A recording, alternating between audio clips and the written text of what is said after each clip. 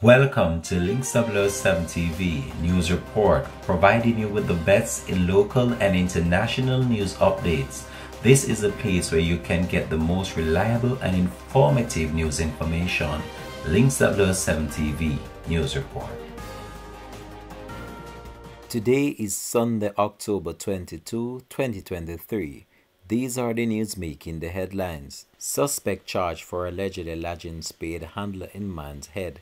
The St. Elizabeth police is reporting that a suspect who was allegedly taken into custody after he used a spade handler to kill a man by lodging the object in the man's head during a domestic dispute in Trial District near Junction, St. Elizabeth last Monday has been charged with murder. Head of the St. Elizabeth Police Acting Superintendent Coleridge Minto on Sunday disclosed that the accused man, Romeo Simit, aged 27, a resident of Trial, is to face the court. The accused fled the scene, however he was later arrested by the police. He has since been charged with murder. The victim in the incident has been identified as Joanne Witter, aged 24, otherwise called Ian, a resident and laborer of Trial in St. Elizabeth. A police report stated that at about 3 p.m. on Monday, Witter and Simit were at a bar on the Down Country Main Road in Trial when an argument developed between them.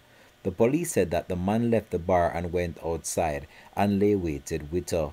Moments later, the police said that Witter was attacked by the man, who used an object to hit him several times on the head, which turned out to be the handle of a spade. Links 007 TV News understand that the accused is believed to be of unsound mind and that Witter was trying to get away from the attacker by going on his motorcycle when he was attacked with the spade handler, causing him to collapse. He was pronounced dead at hospital.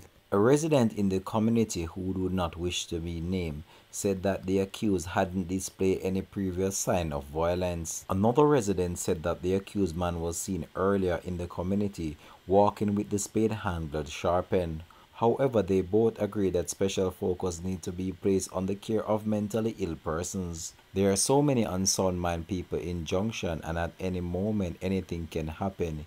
You have to be very cautious and mindful of what you say to them and your interaction with them, as they can be dangerous, cautioned one resident. In June of this year, Rupert Cunningham, aged 62, was stoned to death in Junction, allegedly at the hands of a man who is said to be mentally challenged. The incident sparked calls from the political representatives, including councillors, for the assistance to be sought for the mentally challenged in St. Elizabeth. Continuing the news. 3 19-year-old fishermen killed in Rae Town. The police have released the names of the 3 men shot dead by police, sparking a protest in Rae Town, Kingston on Sunday morning.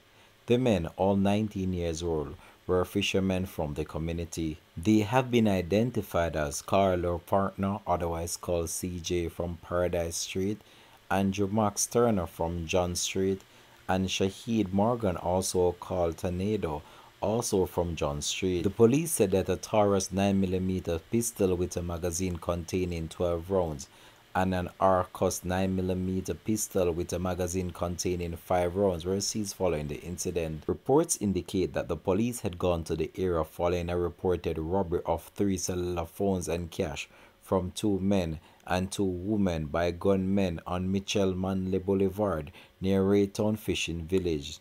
The robbery occurred around 4:15 a.m. Following the robbery, a report was made to the police.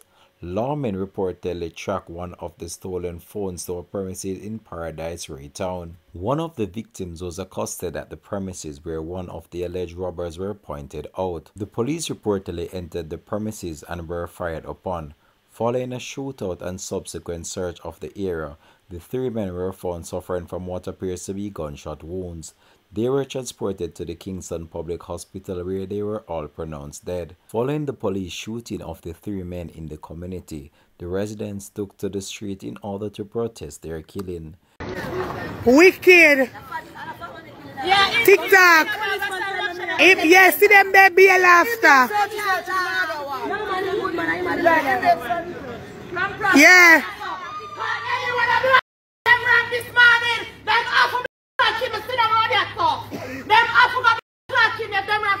See there? We don't come out, come see a body. Right now, we don't know who is the third person. In the streets of Rae Town, 4:15 gunshot wake we up. Fisherman lies so. The youth them are fisherman. Cold-blooded murderers. No remorse, him not stop laugh.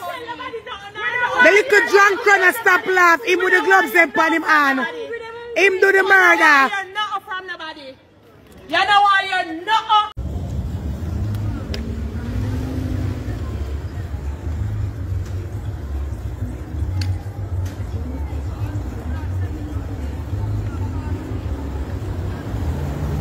The Independent Commission of Investigation has begun a probe into the incident. Continuing the news. Double murder in Prairie St. Anne stemmed from long-standing dispute. A double murder in Prairie St. Anne on Saturday night stemmed from a long-standing dispute stretched back to the COVID-19 lockdown, police sources have indicated. Dwight Harrison, age 42, of Riverhead, Monique, and Nicholas Hobson, age 38, died after a gunman reportedly opened fire at a group of men in the community on Saturday night. Harrison reportedly succumbed to his injuries on the spot, while Hobson was taken to the St. Anne's Bay Hospital, where he succumbed to his injuries also.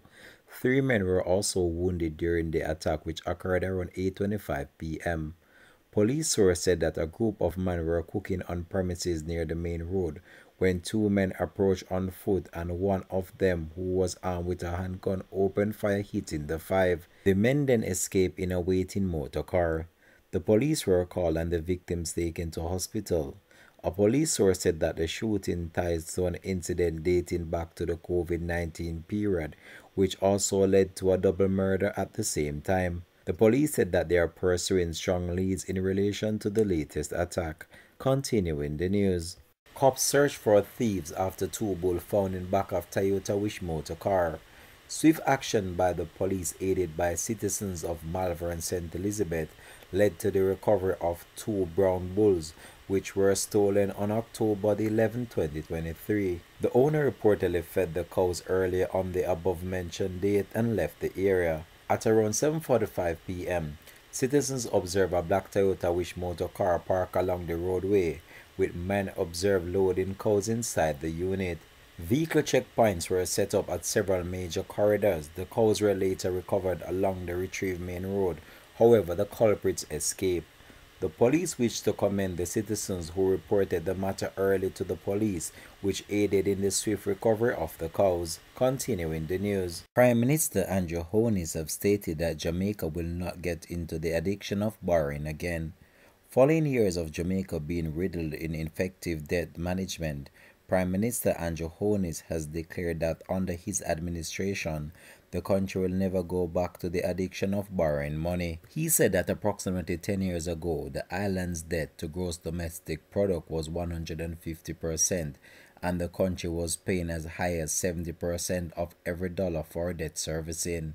Holness said that there was a time when the country's reserve was less than $1 billion, and the ability to import seemed to have been at risk. Currently, the Prime Minister said that the nation's reserve are the highest they have ever been in history, which he said is almost US $4.5 billion. The brand of Jamaica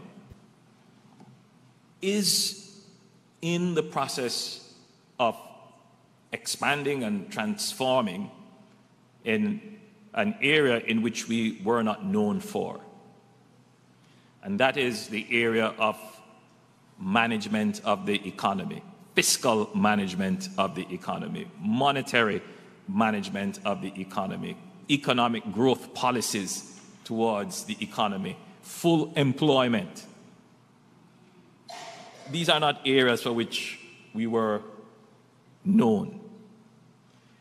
But Jamaica ended up on the brink of a crisis about 15 years ago, coming out of the last global recession in 2008, 2009, thereabouts. And we had to make some tough decisions about how we were going to rescue our economy. And that created a social consensus around what is called fiscal discipline. And just very quickly to explain what the fiscal discipline is, it's the management of the public finances, how you raise taxes and how you spend it. That budgeting process, we call that fiscal matters. And the discipline, which is to ensure that you don't spend what you don't have. And that's a part of the Jamaican household ethic.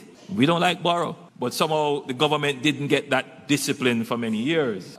When we were confronted in 2008, 2009, we started the process of correcting this, putting in place laws and strong policies to manage our fiscal affairs, revenues that we collect in taxes and how we spend it, to get closer to managing the deficit, the difference between the revenues and what we spend. And we ensured that even when there was a change in government, that this fiscal management became rooted in our public administration and became part of our public management culture. So right now, we have put in place very strong institutions to make sure that Jamaica does not go back to this addiction to borrowing. This has been Links 007 TV News Report. Thanks for watching.